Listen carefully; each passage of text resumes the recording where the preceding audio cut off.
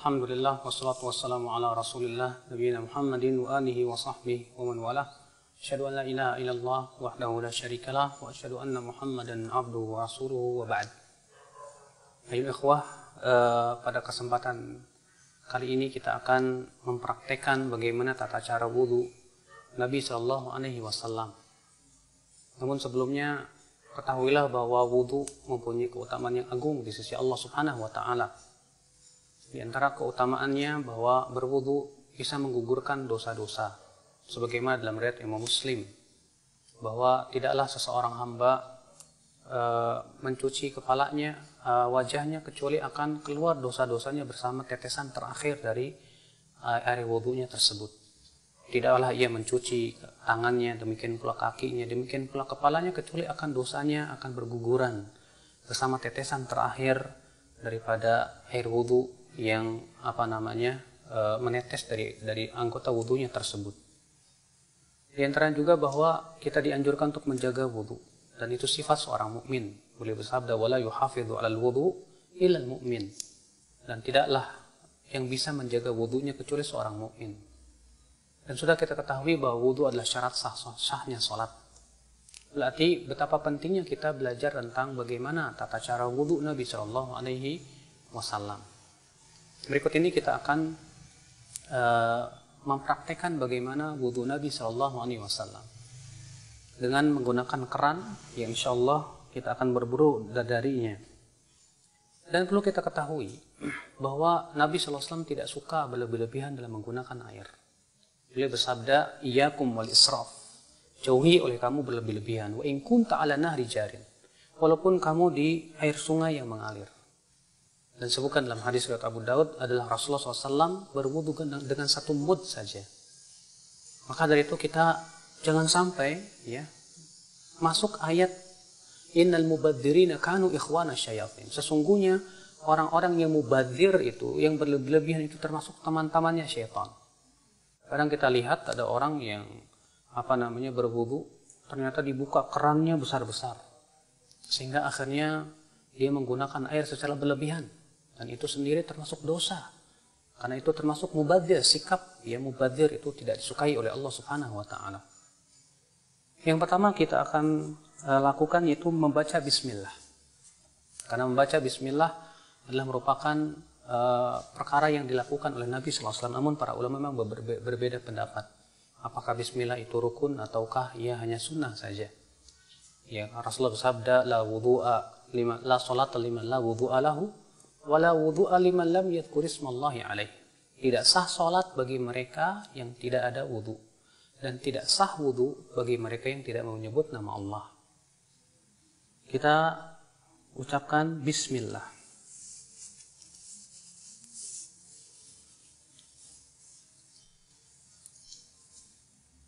Bismillah, kemudian kita cuci tangan kita 3 kali. Karena Nabi Shallallahu Alaihi Wasallam mencuci tangannya 3 kali, sebagaimana dalam hadis Utsman, hadis Abdullah bin Zaid. Kemudian setelah itu kita berkumur-kumur 3 kali.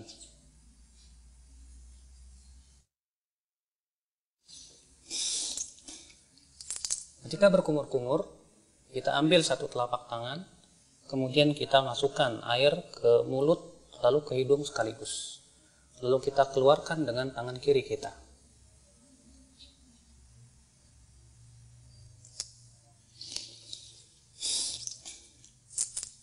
Kita lakukan itu 3 kali.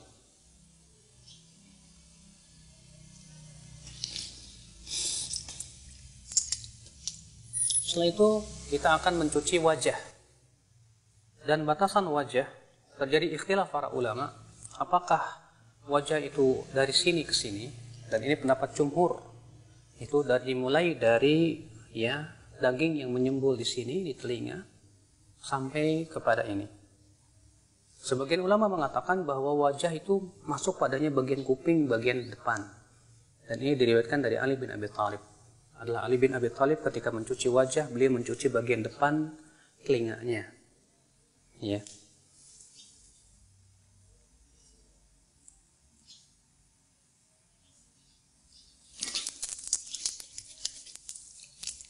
Dan dalam riwayat Ibnu Abbas adalah Ibnu Abbas ketika mengambil air dari telapak kanannya, beliau iringkan dengan telapak kirinya, kemudian beliau mengusap atau mencuci wajahnya. Kemudian dilakukan itu 3 kali.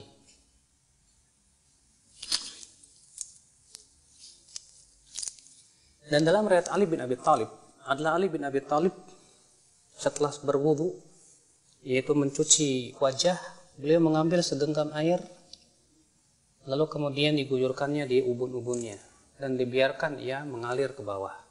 Dan ini termasuk sunnah Nabi SAW yang banyak ditinggalkan oleh manusia. Kemudian setelah itu kita mencuci tangan sampai siku-siku juga. Kita ambil dengan tangan kanan, lalu kemudian kita cuci sampai siku-siku. Dan jangan lupa untuk menyela-nyelai tangan, karena Nabi SAW memerintahkan untuk menyela-nyelai jari jemari tangan dan jari jemari kaki. Dan kita lakukan ini juga 3 kali.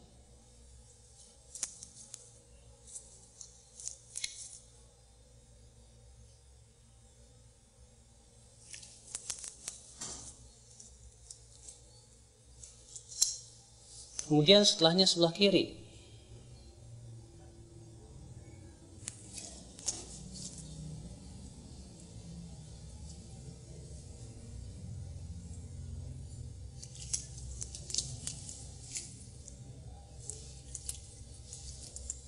Setelah kita mencuci tangan, maka kita ambil air segenggam, kemudian kita mengusap kepala kita. Dan tata cara mengusap kepala ada 2 macam. Yang pertama yaitu mengusap dari arah depan, kemudian kita seret sampai ke tengkuk, kemudian kita kembalikan lagi ke depan. Begini.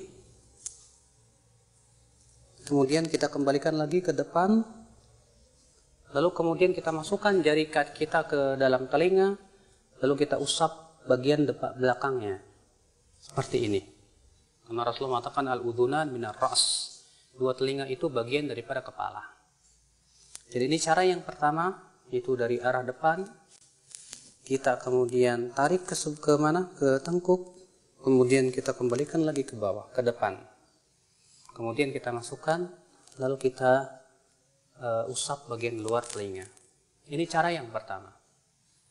Adapun cara yang kedua, itu yang disebutkan dalam hadis riwayat Abu Daud juga dari hadis Rubai', bahwa adalah Rasulullah SAW mengusap kepalanya wala yughayyir min sya'ri syai'an. Beliau tidak merubah bentuk rambutnya sama sekali. Ditafsirkan oleh para ulama, yaitu mengusap rambutnya mengikuti alur rambut sehingga tidak merubah. Sebab kalau kita mulai dari depan seperti ini kemudian ke belakang, tentu rambutnya akan acak-acakan. Tapi Rasulullah SAW pernah melakukan supaya rambutnya tidak acak-acakan, itu dengan cara apa? Beliau mengikuti alur rambut, ya, dan mengusapnya hanya sekali saja. Itu dengan dalam riwayat Imam Ahmad bin Hanbal, beliau memberikan contoh, diambil air, kemudian dimulai dari tengah, lalu ke depan, kemudian dimulai dari tengah, lalu ke belakang. Ini yang dicontoh oleh Imam Ahmad bin Hanbal. Maka ini kata Al-Imam Al-Khattabi, khusus bagi mereka yang mempunyai rambut yang panjang. Ketika ia berwudu, ia tidak ingin rambutnya berubah. Maka pada waktu itu kita cukup usap kepala kita sesuai dengan alur rambut, sehingga rambut itu tidak acak-acakan. Ini subhanallah juga banyak tidak diketahui oleh banyak kaum muslimin, padahal hadisnya sahih atau hasan, dihasankan oleh Syekh Al-Albani rahimahullah. Dan dalam riwayat Muawiyah ketika mengusap kepalanya, itu beliau menggunakan cara seperti ini. Diambilnya air, kemudian air ini diguyurnya di ubun-ubun, kemudian diusapnya. Seperti ini. Dan ini pun juga dilakukan oleh Rasulullah SAW. Dan itu boleh kita lakukan sekali-kali, karena itu juga dilakukan oleh Rasulullah SAW. Kemudian setelah itu kita akan mencuci kaki. Kita akan cuci kaki dan kita sela-selai dengan jari kelingking. Dalam riwayat Abu Daud demikian, Rasulullah SAW menyela-nyelanya dengan jari kelingking. Kemudian kita cuci sampai mata kaki. Kita lakukan itu 3 kali. Kemudian sebelah kiri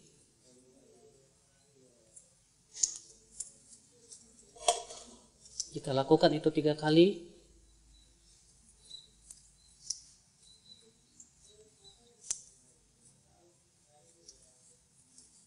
Selesai sudah berwudu. Lalu kemudian setelah berwudu dianjurkan kita mengucapkan asyhadu an la ilaha illallah wahdahu la syarikalah wa asyhadu anna Muhammadan abduhu wa rasuluh.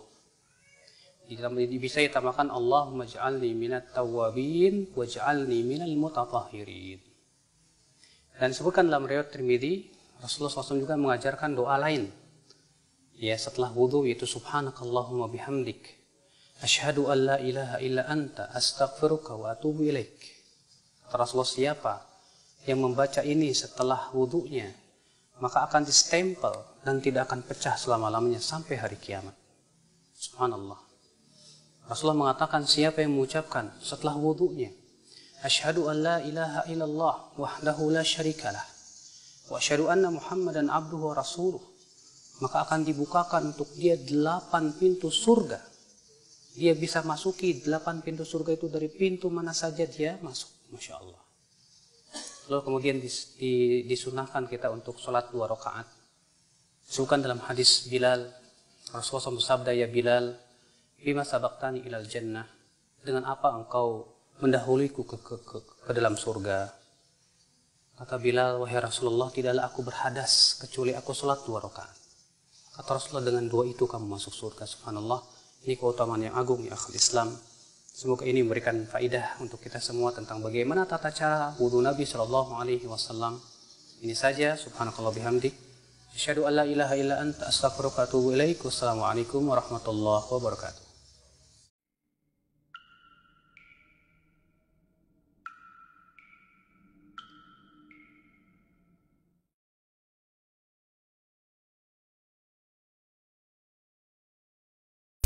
Rusaknya agama seorang itu sebabnya apa diantaranya? Pertama, qilatul ilmi, sedikitnya ilmu. Yang kedua, buruknya pemahaman. Yang ketiga, buruknya niat. Di antaranya adalah salah faham. Orang-orang mereka salah pemahaman, maka agamanya rusak. Antum tahu apa yang dulu dikenal dengan Islam jamaah? Dia menggunakan ayat dan hadis untuk membenarkan tentang kelompoknya dan di luar kelompoknya menjadi kafir. Di antaranya seperti hadis Nabi yang Nabi mengatakan, man mata walaysa fi unuki bai'ah mata mitatan jahiliyah. Barang siapa yang dia mati enggak punya baiat, maka dia matinya mati jahiliyah. Baiat yang dimaksudkan baiat kepada amirnya. Yang kedua, mati jahiliyah maksudnya adalah kafir. Maka barang siapa yang mereka tidak berbaiat kepada amirnya lalu dia matinya mati kafir, maka mereka anggap kafir orang yang bukan di luar kelompoknya yang tidak berbaiat kepada amirnya. Hadisnya benar, pemahamannya rusak, maka menghasilkan amalan yang rusak.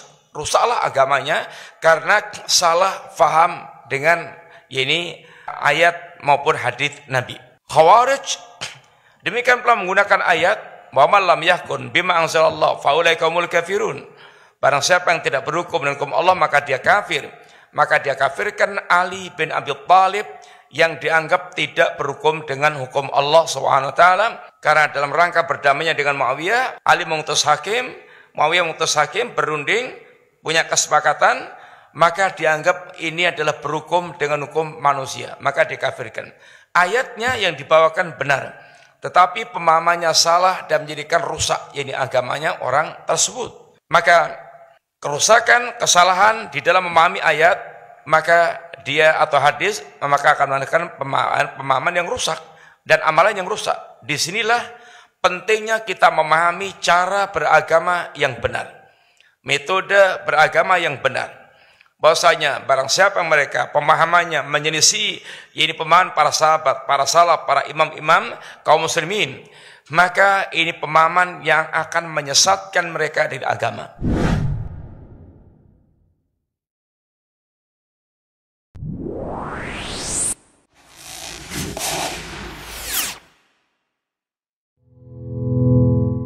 بسم الله الرحمن الرحيم. Ustadz, apakah pakaian wanita bisa dikatakan syar'i jika bisa digunakan untuk sholat? Bagaimana dengan pakaian yang syar'i tapi berwarna cerah? Kalau kita dalam rumah, kita pakai pakaian warna apa saja nggak ada masalah. Ya, mau sholat pakai baju bunga-bunga nggak ada masalah. Dalam rumah nggak ada. Itu kalau kita keluar bertabarruj memakai pakaian yang menarik perhatian tentu tidak boleh. Karena asalnya jilbab itu bukan menarik perhatian. Jilbab itu agar wanita tidak diganggu, bukan menjadi bahan dipelototi oleh para lelaki. Kalau seorang pakai jilbab ternyata jilbab terlalu anggun, ya, jilbabnya ada kupu-kupunya, ya, kemudian warnanya terlalu indah, ya, merah, kuning, hijau di langit yang biru, ya, kemudian ada bunga di sini terlalu besar misalnya, ya, renda-rendanya terlalu anggun, jadi perhatian orang, itu maka tidak boleh. Berarti tidak syar'i, ya. Tapi kalau ada rendanya, ada hiasannya tapi wajar, biasa saja, tidak menarik perhatian, maka tidak masalah. Tapi kalau saya menarik perhatian, maka itu tidak diperbolehkan. Makanya disebut dalam hadis tentang wanita yang disiksa di neraka, kata Nabi sallallahu alaihi wasallam, ru'usuhunna ka'asnimatil bukhtil ma'ilah. Ya, bahwasanya kepala mereka seperti punuk onta yang miring. Maksudnya sebenarnya mengatakan itu adalah kiasan bahwasanya dia berjalan menarik perhatian. Karena dia punuk sanggulnya terlalu tinggi sehingga tampil beda di antara yang lain sehingga menarik perhatian. Nah, sekarang masalah menarik perhatian, ya, banyak modelnya, ya, dengan pakaian-pakaian. Maka saya ingatkan kepada wanita-wanita yang hobi dengan fashion misalnya, tidak mengapa pakai fashion yang bagus, tapi jangan sampai yang menarik perhatian lebih daripada yang lainnya sehingga menjadi pusat perhatian para lelaki, ini tidak diperbolehkan. Tapi kalau di antara mereka enggak ada masalah. Di antara mereka enggak ada masalah selama tidak sampai pada derajat pakaian syuhrah. Kalau kita bertemu dengan saudara kita yang jelas kita ketahui dia muslim. Halo Ustaz, tanya Ustaz lebih mudah. Ini kajian sekarang ini, kajian yang terakhir di tahun ini. Jadi kita libur nanti sampai tahun depan, insya Allah. Nggak tahu sampai akhir Januari atau Februari, wallahu alam. Kalau kita ada umur dan sehat, itu aja. Dua tuh, ada umur dan sehat. Ada umur nggak ada sehat, ya nggak bisa apa-apa. Kalau sehat nggak ada umur juga nggak bisa apa-apa. Meninggal udah. Kata Nabi SAW, ni'matani maghbunun fihima kathiru minan nas, as-sihhat wal faragh. Ada dua nikmat yang banyak manusia tertipu dengan dua nikmat itu. Yang pertama nikmat sehat, yang kedua waktu luang. Hadis ini sahih riwayat Imam Bukhari, Abu Daud dan yang lainnya dari sahabat Ibnu Abbas radhiyallahu anhuma. Ada dua nikmat yang banyak manusia tertipu dengan dua nikmat itu. Yang pertama yaitu nikmat sehat. Yang kedua waktu luang. Ada orang dikasih sehat tapi waktunya enggak luang. Ada yang dikasih waktu luang, dia tidak sehat. Maka dua ini kata Nabi penting antum gunakan kesempatan ini. Sehat dan waktu luang. Jadi setelah ini kita libur sampai nanti akhir Januari atau awal Februari, antum gunakan tuh murajaah. Baca lagi nih bukunya dari awal sampai akhir. Antum baca lagi buku Menuntut Ilmu Jam Surga dari awal sampai akhir. Antum baca lagi Syarah Kitab Tauhid dari awal sampai akhir. Murajaah. Samping yang sudah saya sampaikan, sehari baca Quran berapa juz? Nah, kalau liburan 3 juz satu hari. Kalau sehari 1 juz, berarti kalau liburan nambah 2 juz sehari. Harus baca. Harus baca. Orang beriman, orang muslim harus baca Quran. Dan tiap hari harus baca Quran. Nggak bisa tinggal itu.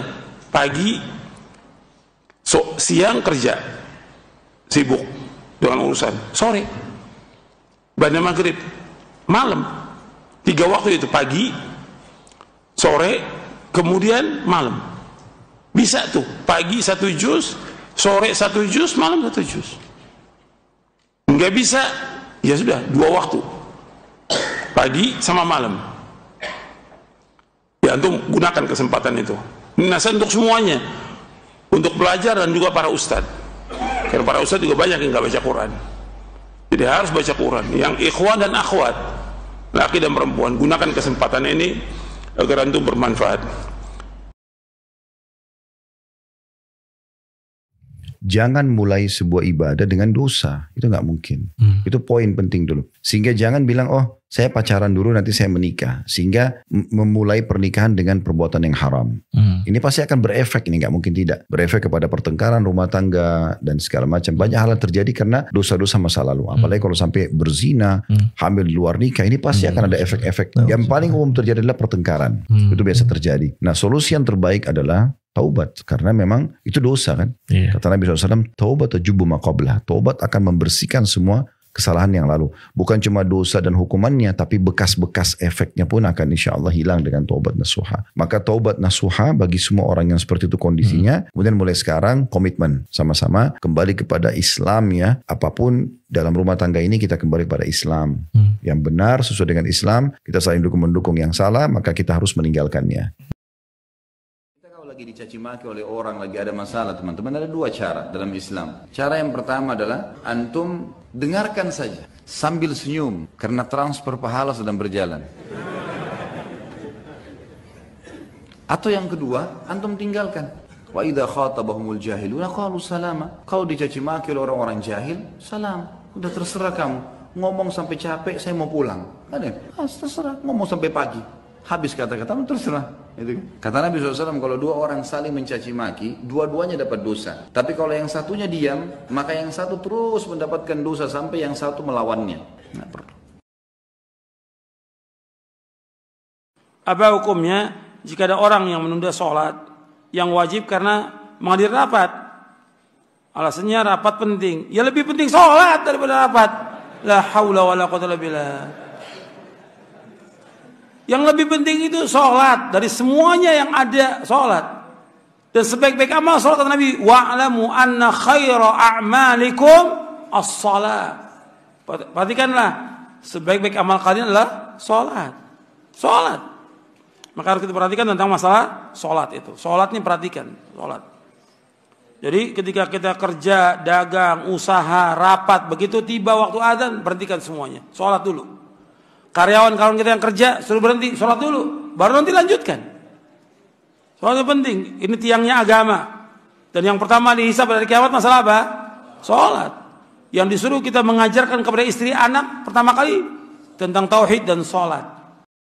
Jadi kalau dilihat bagaimana tradisi-tradisi, kita lihat tradisi itu. Kalau tradisi itu tidak ada hubungannya dengan ibadah, ya nggak ada masalah.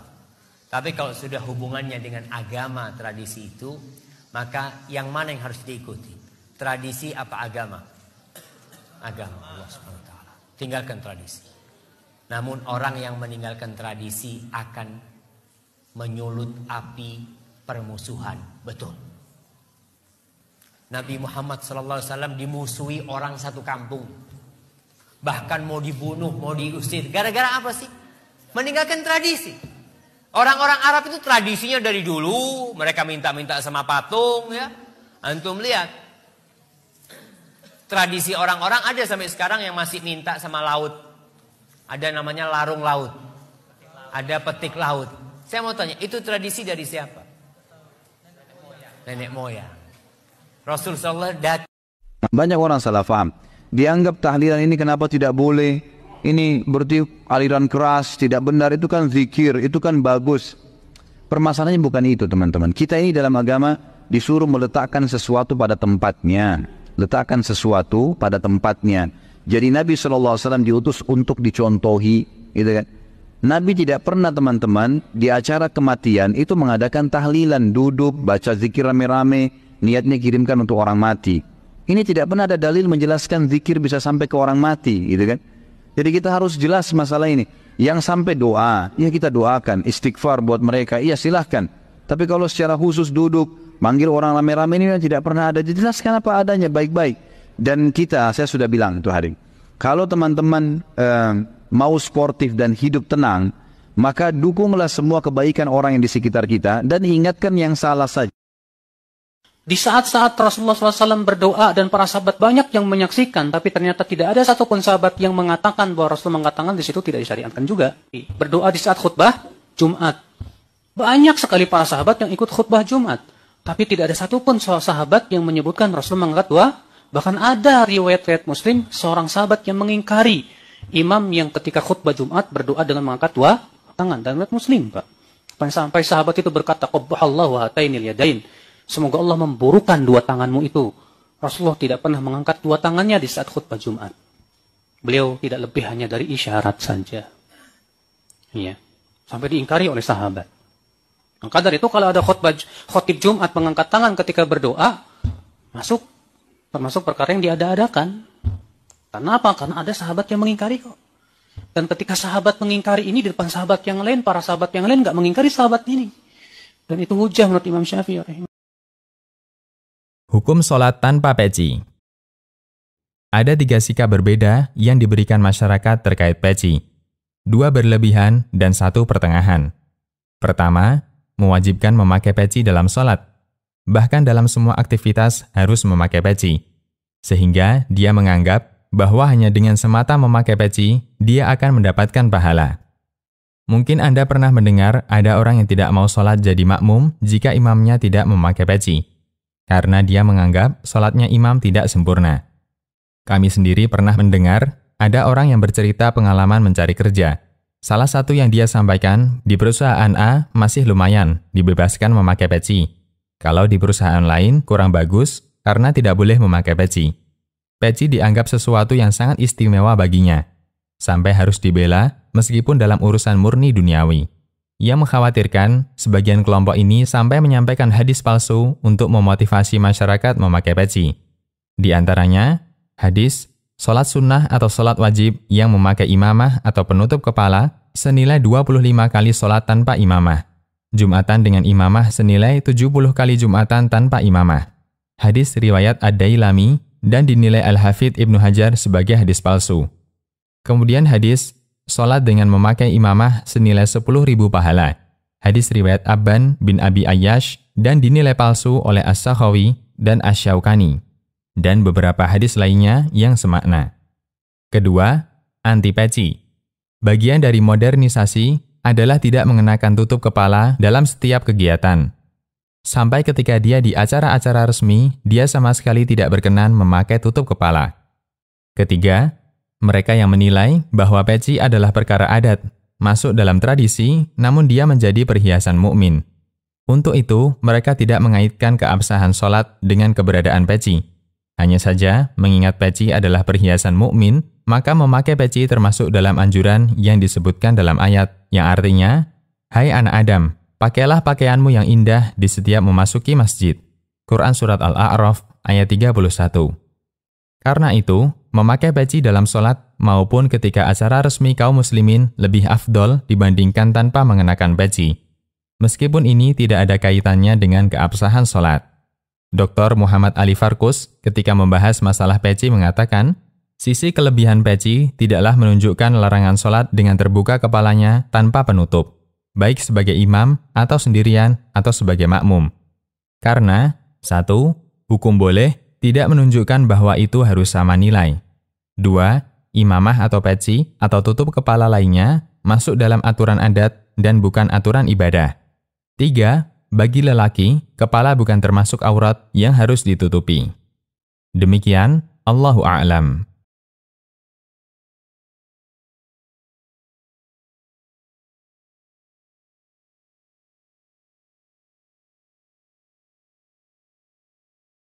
Dalam sebuah hadis yang sahih, Nabi SAW menjelaskan bahwa nanti umat Nabi itu akan minum dari air yang ada di telaga Nabi SAW. Kemudian ada sekelompok orang yang ditahan, tidak boleh. Kata Nabi, ya Allah, mereka adalah orang yang kukenal. Maksudnya mereka adalah umatku. Kata Allah kepada Rasul SAW, kamu tidak tahu perkara bid'ah yang telah dia lakukan. Nah, dari hadis ini, para ulama menyimpulkan di antara sebab seseorang tidak minum dari telaga baginda Nabi SAW karena dia melakukan perkara bid'ah. Perkara bid'ah adalah di antara perkara yang senantiasa peringatkan oleh Nabi dalam setiap khutbatul hajanya. Wa iyyakum wa muhdatsatil umur, fa inna kulla muhdatsatin bid'ah wa kulla bid'atin dhalalah wa kulla dhalalatin finnar. Awas kalian, jangan melakukan perkara-perkara baru dalam agama, karena setiap perkara baru dalam agama adalah bid'ah dan setiap bid'ah adalah kesesatan dan kesesatan neraka bagiannya. Nabi hampir dalam setiap khutbah mengingatkan umat akan bahaya bid'ah. Ana teringat sebuah riwayat yang dikeluarkan Imam Ahmad dalam sunannya, Al-Hakim dalam mustadraknya, bahwasanya Umar radhiyallahu, lihat bagaimana para sahabat tuh hatta dalam masalah dunia nggak mau menyelisihi Rasulullah SAW. Lalu bagaimana dalam masalah agama?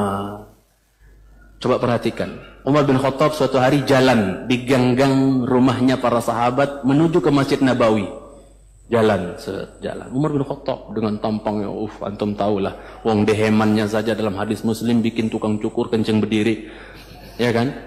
Beliau mau cukur, bukan beliau bekam di kepala, maka beliau cukur dulu. Tapi pas dicukur nggak sengaja.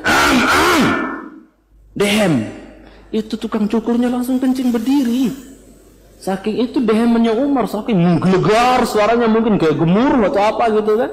Maka apa? Yang sebenarnya upahnya bukan 40 dirham, maka untuk uang kaget dikasih 40 dirham oleh Umar radhiyallahu taala anhu. Umar jalan menuju masjid.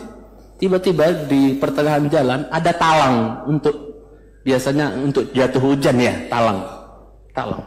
Itu apa? Dari rumahnya seorang sahabat ada talang. Moncong ke jalan. Maka beliau katakan, wallahi la uhawilanna, demi Allah ini saya akan lencengkan ini talang. Ini kok menghadap jalan nanti ngenain orang gitu kan? Ya, kok agak ngelenceng ke jalan nanti ngenain orang ini. Siapa punya? Naik dia nggak pakai ngomong, langsung dia naik. Seret. Dia apa? Dipalingkan itu talang itu, jangan sekali. Dipalingkan arahnya. Ini Al-Hakim meneriwayatkan Imam Ahmad dalam Musnad. Dilencengkan, turun, datang ke masjid. Biasa nanya-nanya, siapa tuh punya talang, masang-masang talang apa ngoncong ke jalan nanti kena orang apa basah keciprat apa, siapa itu? Maka apa? Para sahabat mengatakan, itu yang masang Rasulullah lo Umar, katanya. Itu talang yang masang siapa? Rasulullah SAW. Nggak pakai ngomong, langsung kemana? Naik lagi ke atas. Diarahkan persis yang diarahkan oleh Rasulullah sallallahu alaihi wasallam. La ilaha illallah. Dalam perkara dunia saja mereka enggak berani menyelisihi Rasulullah SAW. Bagaimana masalah agama? La ilaha illallah. Tanggung jawab mereka yang apa? Mengajak manusia, mengajak umat kepada yang bukan ajaran Rasulullah sallallahu alaihi wasallam. Allah tuntut nanti di hari kiamat. Waliyatubillah. Contoh lain saya bawakan misalnya Abdullah bin Mas'ud yang tadi saya bilang tipis betis. Ya, kurus radhiyallahu taala anhu. Tapi antum tanya, ini ayat dari Al-Fatihah sampai An-Nas, tanya di mana turunnya, kapan turunnya, tentang apa turunnya, semuanya dia tahu.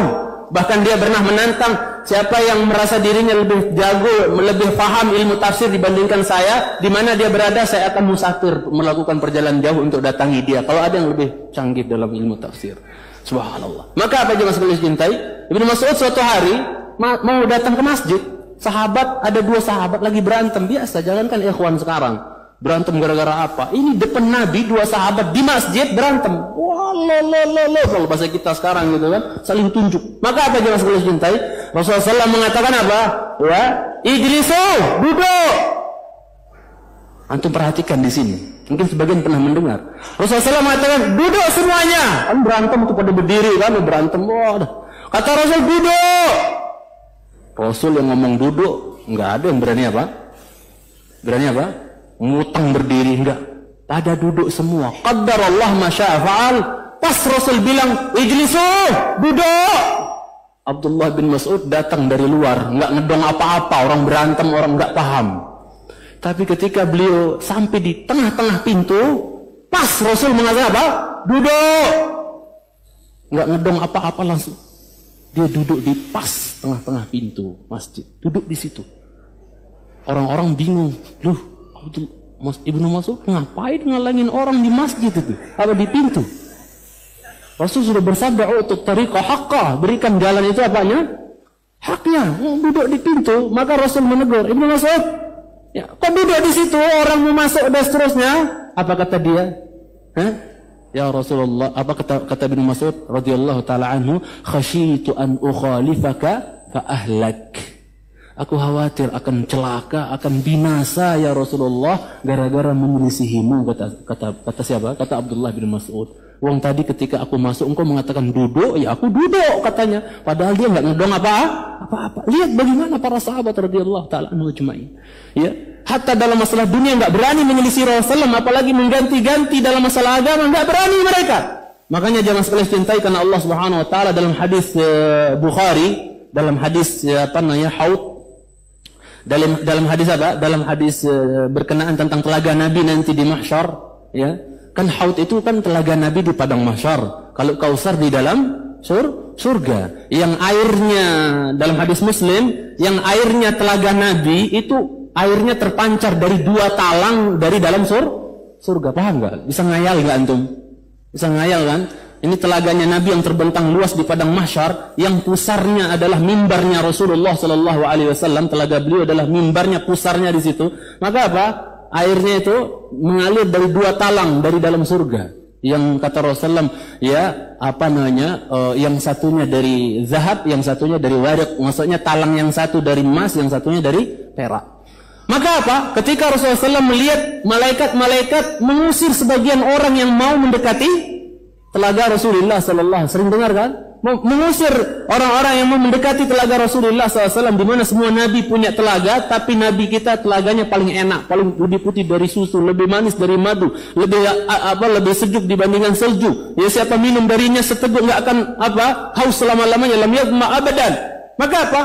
Malaikat ada yang sibuk-sibuk mengusir orang, menghalang-halangi biar nggak dekat ke telaga Rasulullah SAW. Mereka itu umatku, jangan, kenapa kalian usir, kenapa kalian halang? Itu umatku, itu umatku. Apa kata para malaikat dalam hadis Bukhari? Ya Muhammad, innaka la tadri ma ahdatsu ba'dak. Awas, yang berani ganti-ganti. Muhammad, kamu kan nggak paham, nggak ngerti apa yang mereka perbuat, mereka ada-adakan, ya sok kreatif gitu loh, ya membuat amalan-amalan yang nggak ada contoh dan tuntunannya dari Rasulullah. Kamu kan nggak tahu Muhammad setelah kau meninggal mereka berbuat apa, nggak tahu kan kamu. Maka apa? Ya, maka Rasulullah Shallallahu Alaihi Wasallam mengatakan, beliau paham bahwa orang-orang yang diusir ini adalah orang yang badalu tabdila. Orang-orang yang apa? Mengganti setelah beliau wafat Sallallahu Alaihi Wasallam. Maka beliau mengatakan suhqan liman ghayyara ba'di. Dalam riwayat lain suhqan liman baddala ba'di. Ya, jauh, sana. Orang-orang yang berani mengganti setelahku, sana pergi. Tidak diterima oleh Rasulullah SAW. Yang lebih ajib lagi, mohon maaf kalau ada yang tersinggung, jangan tersinggung tapi ya, kita mungkin lagi proses perubahan kali ya. Anda cuma berpikir, ketika ada orang bangkit dari mahsyar, udah haus, ngumpul di mahsyar, butuh minum. Ya kan orang bangkit dari mahsyar, di kuburnya kan wirdan utasya, dalam keadaan haus, dahaga, butuh minum tidak? Iya. Tapi datang dalam keadaan apa? Bersih gitu, nggak bawa lambang kejantanan seorang laki-laki gitu. Dia nggak bawa. Masa dia meminta air sama Rasulullah begini? Masa begini ditutup-tutup? Makanya saya salut dengan Syekh Utsaimin yang luar biasa ketika beliau dikatakan bahwa ini pengobatan cara laser ini, maksudnya cara seperti ini akan merontokkan apa? Rambut dan untuk merontokkan rambut katanya. Maka Syekh nanya, ini kalau pengobatan cara seperti ini rambut rontok, jenggot ikut rontok juga nggak Pak Dokter kata di Amerika? Ikut rontok juga nggak? Maka dia kata besar kemungkinan rontok juga Syekh katanya. Apa kata beliau kepada yang mengantar beliau? Tolong bawa pulang saya ke negeri saya. Saya tidak mau pulang menghadap Allah dalam keadaan nggak bawa ini. Nggak mau pulang kepada Allah dalam keadaan nggak bawa ini. Maka kalau ada ikhwan nanya, saya kemarin ini ada orang, Ustadz saya ditawarin kerja bagus, gajinya keren dan seterusnya, tapi apa? Tapi harus dikorbankan yang ini, mau milih aturan Muhammad SAW, aturan bos ente. Saya bilang gitu, udahlah, pilihan, hidup ini pilihan, saya bilang, mikir sendirilah, saya bilang. Itu jemaah sekalian, cintaikan Allah Subhanahu Wa Taala. Ala kulli hal, jangan sampai kita berani mengganti-ganti setelah Rasulullah Sallallahu Alaihi Wasallam. Nggak mau berkembang, nggak mau maju. Ngikuti apa nenek moyang sudah. Tapi kalau keduniaan luar biasa. Ya, beli tanah, beli mobil, tanya mana suratnya. Asli atau enggak suratnya? Tanya dulu, sampai detail ditanya. Nggak mau dibohongin. Tapi kalau soal akhirat dibohongin mau dia. Sama ustadznya, sama kiainya mau dia dibohongin. La haula wala quwwata illa billah. Tanya dalilnya mana? Jangan ikut-ikutan. Agama Islam, agama Amin. Allah berfirman. Antum lihat dalam surah Al-Isra. Surah 17 ayat 36. Allah berfirman, "Wala taqfu ma laysa laka bihi ilmun, inna sam'a wal basara wal fuada kullu ulaika kana mas'ula." Dan kamu ikut apa yang kamu tidak tahu. Sesungguhnya pendengaran, mata dan hati akan ditanya oleh Allah. Akan ditanya oleh Allah. Dan kamu ikut apa yang kamu tidak tahu, kata Allah. Dengan kita belajar, kita akan tahu tentang agama ini. Dan gak boleh berhenti. Sampai kapan kita belajar? Sampai kita diwafatkan oleh Allah.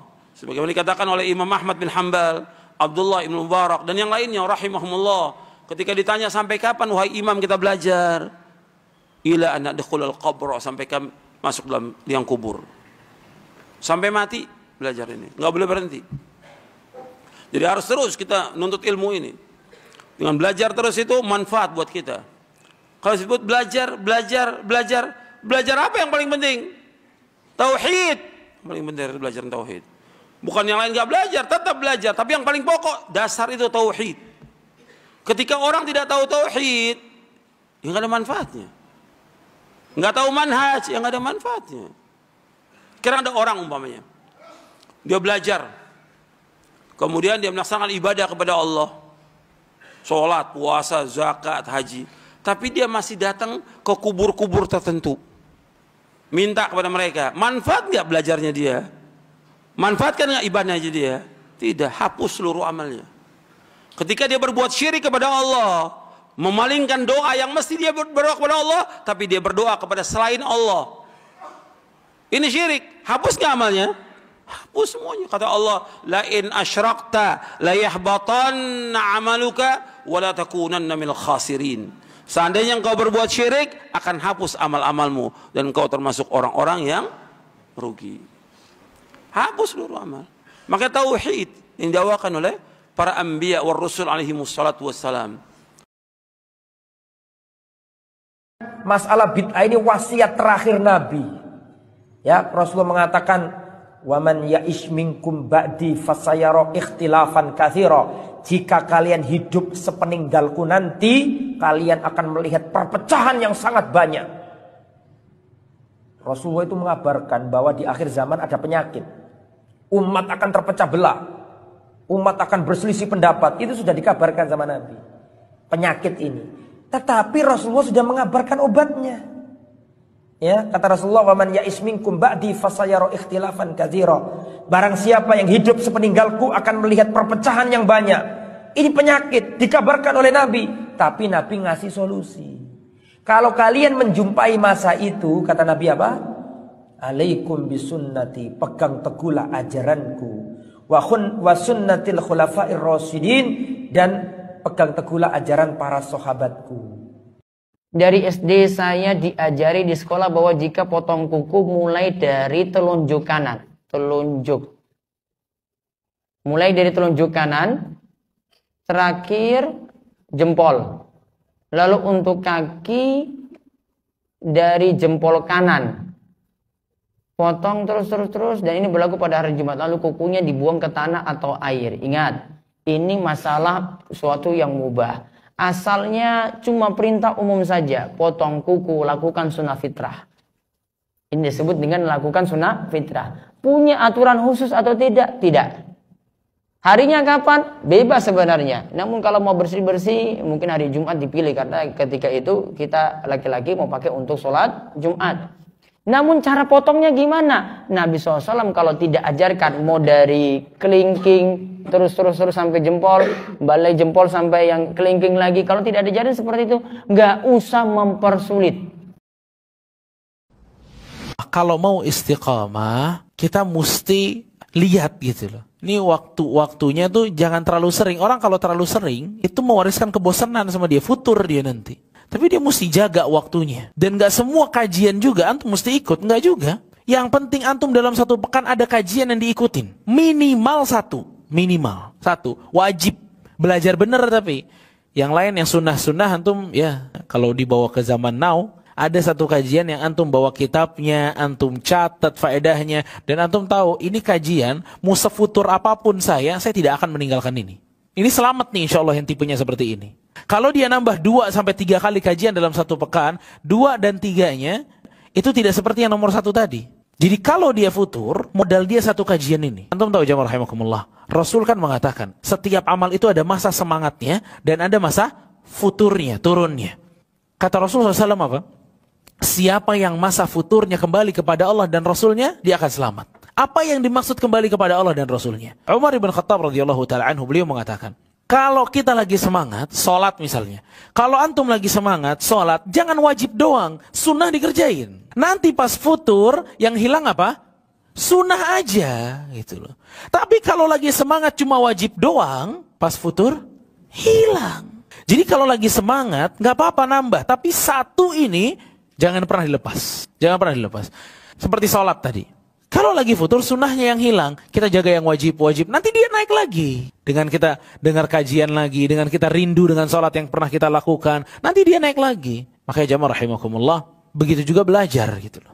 Yang penting dalam satu pekan ada waktu antum duduk betul-betul fokus untuk belajar. Apalagi antum dengan kesibukan yang dahsyat, ya, harus punya waktu. Harus punya waktu untuk belajar. Satu pekan minimal 1 kali. Kalau antum bisa tambah 2 kali, 3 kali nggak masalah.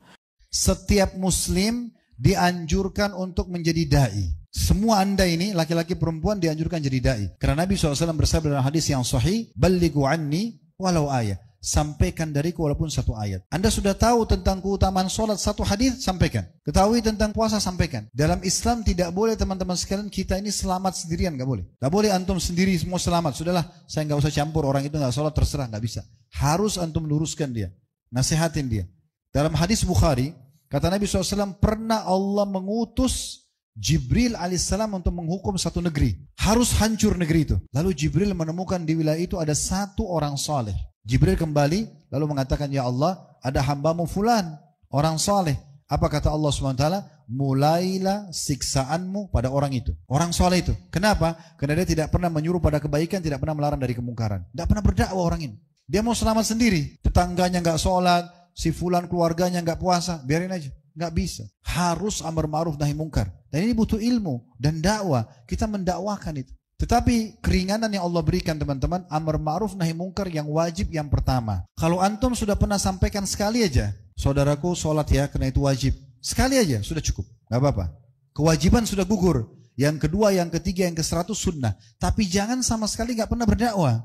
Sudah waktunya ayah Anda untuk istirahat. Ayahmu sudah puluhan tahun bekerja untuk memenuhi kebutuhan Anda. Sekarang waktunya ayah Anda untuk duduk di kursi yang manis. Dan inilah waktu Anda untuk membalas kebaikan ayahmu. Walaupun Anda tidak akan mampu membalas kebaikan ibumu dan ayahmu. Tidak akan bisa. Andai dunia dan seisinya ini Anda berikan kepada ayah dan ibumu, Anda tidak akan mampu membalas kebaikan keduanya. Hentakan napas ibumu waktu melahirkanmu, Mas, Mbak, itu tidak akan bisa kamu balas dengan kekayaan dunia sekalipun. Justru ketika ayahmu seperti ini, bersyukurlah kepada Allah karena Allah memberikan nikmat kepada Anda. Untuk apa? Untuk berbuat yang terbaik untuk ayahmu dan ibumu, Mas. Terima kasih Anda. Syukur sama Allah. Kemudian syukur sama orang tuamu karena Anda diberikan kesempatan untuk apa? Untuk mengurusi ayah dan ibumu. Tapi kehidupan rumah tangga saya penghasilannya pas-pasan. Kalau Allah memberikan kesempatan itu kepada Anda, berarti rezekimu pasti akan ditambah sama Allah. Man arada an yubsat lahu fi rizqi wa yunsa lahu fi athari falyasir rahimah. Siapa yang ingin rezekinya ditambah, umurnya, waktunya, hari-harinya berkah, sambung silaturahmi. Siapa silaturahmi yang paling utama? Yang paling utama adalah pemilik rahim itu sendiri, ibumu dan ayahmu. Jangan takut rezekimu berkurang karena Anda ngurusin ayah dan ibumu. Syukur kamu, banggalah. Dakwah sunnah, dakwah salaf itu mencerdaskan umat. Walaupun resikonya tinggi, Anda semuanya jadi orang yang cerdas dan pertanyaan Anda pun naik levelnya, kami pusing, nggak ada masalah. Akhirnya si Ustadz harus belajar lagi dan lagi, lebih luas lagi eksplorasi ilmunya. Kenapa? Karena zamannya sudah pintar. Itulah yang kita harapkan, Anda faham. Kemudian nanti Anda bisa berdakwah. Bukan ke setiap pengajian Anda dibodohi. Pokoknya kada boleh betakun. Kayak nipang sudah pokoknya. Kurang ajar toh kada betakun tuh. Pokoknya apa ajar guru sudah kada kau kayak itu. Dakwah salaf mencerdaskan. Mungkin itu diantara yang ditakuti. Dari tadi nih, rekap aja ada 2 ayat. Ketika penyampaian beberapa hadis misalnya keluar. Sesekali Bu, sesekali misalnya nanti datang ustaz siapa gitu ya. Pian catetin tuh, pian pakai anu aja, pakai garis-garis aja. 1 ayat yang beliau sampaikan, garis 1. Nanti dalam baca 2, 3, 5 coret. Kayak itu. Dalam satu pengajian berapa yang Ustaz sampaikan ayat dan juga hadis? Banyak. Kenapa? Ilmiah, itulah dakwah salaf. Itulah dakwah sunnah. Mencerdaskan dengan ilmu, bukan membodohi orang. Cerita jar guruku cerita aja. Kalau cerita yang Anda sampaikan dari Quran, sip. Cerita yang disampaikan dari Muhammad, sip. Kenapa? Terkadang bentuk pendalilan memang dengan tarikh, terkadang bentuk pendalilan memang dari sejarah, nggak ada masalah. Tapi apa? Ilmiah. Nah, muncrat pulang, umai.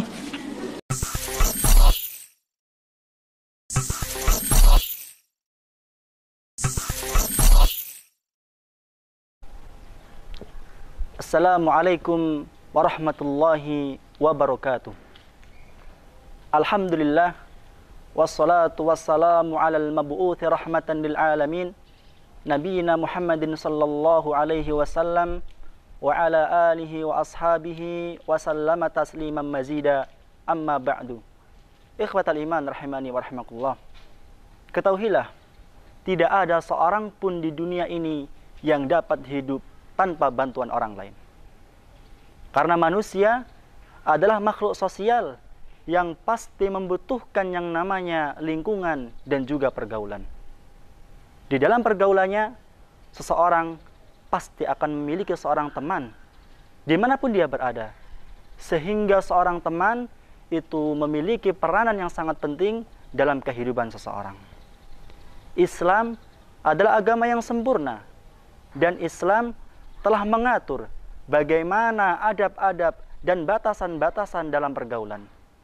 Sebab ikhwatal iman, betapa besar dampak yang akan menimpa seseorang ketika dia berteman dengan orang-orang yang buruk. Dan sebaliknya, betapa besar pula manfaat yang dapat dipetik seseorang ketika dia berteman dengan orang-orang yang saleh. Banyak di antara manusia yang mana mereka terjerumus ke dalam lubang kemaksiatan dan kesesatan. Kenapa bisa demikian? Karena mereka berteman dengan orang-orang yang buruk. Dan banyak pula di antara manusia yang mana mereka mendapatkan hidayah disebabkan mereka berteman dengan orang-orang yang saleh. Di dalam sebuah hadis, Rasulullah SAW bersabda, "Mathalul jalisis salih wal jalisis su' kamathali hamilil miski wa nafikhil kir. Fahamilul miski imma ayyuhdhiyaka aw tubta'a minhu aw tajida minhu raihatan tayyibatan. Wa nafikhul kir imma ayyuhrika thiyabaka aw tajida minhu raihatan khabithatan." Kata Nabi sallallahu alaihi wasallam, perumpamaan teman duduk yang baik dengan teman duduk yang buruk itu seperti penjual minyak wangi dan pandai besi. Adapun penjual minyak wangi bisa jadi engkau membelinya, dan jikalau tidak, minimal engkau akan mendapatkan baunya yang sangat wangi. Adapun pandai besi, bisa jadi dia membakar bajumu, dan jikalau tidak, minimal engkau akan mendapatkan baunya yang tidak sedap. Berdasarkan hadis ini, ikhwatal iman, kita dapat mengambil faedah yang sangat penting, bahwasanya berteman dengan orang-orang yang saleh itu memiliki dua kemungkinan, yang mana dua kemungkinan itu semuanya adalah baik, yaitu kita akan menjadi orang yang baik atau kita akan mendapatkan kebaikan yang dilakukan oleh teman kita. Adapun berteman dengan orang yang buruk itu juga memiliki dua kemungkinan, yang mana kedua kemungkinan tersebut kedua-duanya semuanya adalah buruk, yaitu kita akan menjadi orang yang buruk atau kita akan mendapatkan keburukan yang dilakukan oleh teman kita. Ikhwatal iman rahimani wa rahimakumullah. Bahkan Rasulullah sallallahu alaihi wasallam telah menjadikan seorang teman itu sebagai tolak ukur atau sebagai patokan baik dan buruknya agama seseorang. Oleh karenanya ikhwatal iman, Rasulullah sallallahu alaihi wasallam telah memerintahkan kepada kita agar supaya kita senantiasa memilah dan memilih kepada siapa kita berteman. Di dalam sebuah hadis, Rasulullah sallallahu alaihi wasallam bersabda, "Al-mar'u ala dini khalilihi falyanzur ahadukum mayyukhalil." Seseorang itu berdasarkan agama teman dekatnya, maka hendaklah salah seorang di antara kalian melihat kepada siapa dia berteman. Di dalam sebuah syair juga disebutkan, "Anil mar'i la tas'al wasal an qarini fakullu qarinin bil muqarin yaqtadi.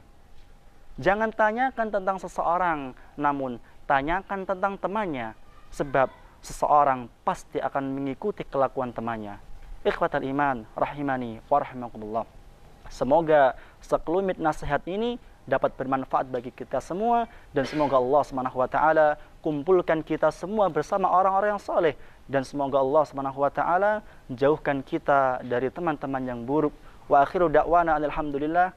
Assalamualaikum warahmatullahi wabarakatuh. Bagaimana kalau kita datang ke kuburan orang tua, kali kerabat, kemudian kita membaca Al-Fatihah? Baca Al-Fatihah nggak ada contoh. Al-Fatihah untuk orang mati nggak ada contoh dan nggak akan sampai. Masalah ibadah kembali kepada masing-masing orang. Jadi Al-Fatihah nggak sampai. Kemudian juga mengirimkan Al-Fatihah kepada Nabi juga nggak ada. Ini kan banyak orang setiap hari dari majelis ila hadratin Nabi Al-Fatihah. Dari mana dalilnya? Dari mana dalilnya? Dari mana? Yang disuruh kita membanyakan apa? Sholawat kepada Nabi, bukan baca Al-Fatihah. Kenapa enggak Al-Baqarah?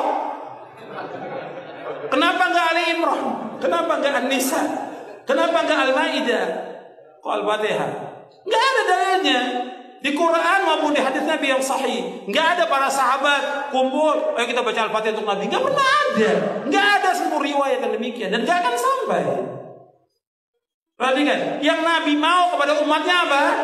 Ittiba, mengikuti beliau, bukan mengirimkan Al-Fatihah. Nabi sudah tempatnya di sorga yang paling tinggi. Nabi itu Firdaus al-A'la yang paling tinggi. Yang pertama kali membuka pintu sorga siapa?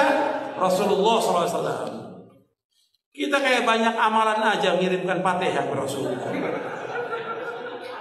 Kalau dia tidak melakukan amal-amal soleh, meskipun dia punya keturunan yang tinggi, keturunan ningrat, atau dia orang-orang yang dianggap mulia, nggak bisa untuk mengejar di hari kiamat nanti. Karena tingkatan manusia di sisi Allah dan juga di sorga tergantung daripada apa? Amal. Walikullin darajatum mimma amilu. Dan mereka punya tingkatan derajat tergantung dari apa yang mereka amalkan. Kalau mereka lambat amalnya, nggak bisa dikejar oleh nasabnya, meskipun nasabnya tinggi. Atau dia menganggap keturunan Nabi, tapi dia nggak punya amal, nggak ada artinya sama sekali. Makanya kemarin saya sampaikan ilmu dan amal saleh, iman, ilmu dan amal saleh. Apa bedanya Nabi sama Rasul? Nabi itu seseorang yang Allah utus hanya menyampaikan kepada kaumnya apa yang disampaikan oleh Nabi dan Rasul sebelumnya. Tidak bawa syariat baru. Seperti Yusuf alaihissalam. Yusuf itu bukan Rasul. Beliau datang hanya menyampaikan kaumnya apa yang disampaikan oleh ayahnya Yakub. Tidak ada syariat baru. Ingat ya yang diajarin ayah saya Yakub ya. Syariatnya begini, syariatnya begini, syariatnya begini. Ini halalnya, ini haramnya. Kalau Rasul, seseorang yang Allah utus membawa syariat baru, menghapus syariat sebelumnya. Musa misalnya alaihissalam, Rasul. Isa, Rasul. Muhammad, Rasul alaihissalam. Cuma bedanya, Nabi-Nabi dan Rasul sebelum Nabi Muhammad SAW itu diutus khusus untuk kaumnya saja. Beda dengan Nabi Muhammad SAW karena diutus untuk seluruh alam semesta. Kalau memang itu adalah perbuatan bid'ah yang tidak diajarkan di dalam agama Islam, maka jangan sampai kita duduk-duduk bersama mereka ketika mereka melakukan ritual tersebut. Kita menghindar, kita melakukan kegiatan yang lain di luar ruangan tersebut, dan sampaikan secara baik bahasanya saya tidak bisa mengikuti acara tersebut. Saya datang mengikuti arisan, tetapi mohon maaf untuk acara ini saya tidak bisa mengikuti. Dan kita menghindar, kita berada di ruangan yang lain. Adapun seseorang duduk bersama mereka dan mereka dalam keadaan melakukan ritual tersebut, meskipun kita mungkin tidak membaca seperti yang mereka baca, maka ini ada mudaratnya. Ya, diantaranya adalah ada saja mungkin orang yang mengira kita ikut melakukan perbuatan tersebut, padahal kita tidak melakukan.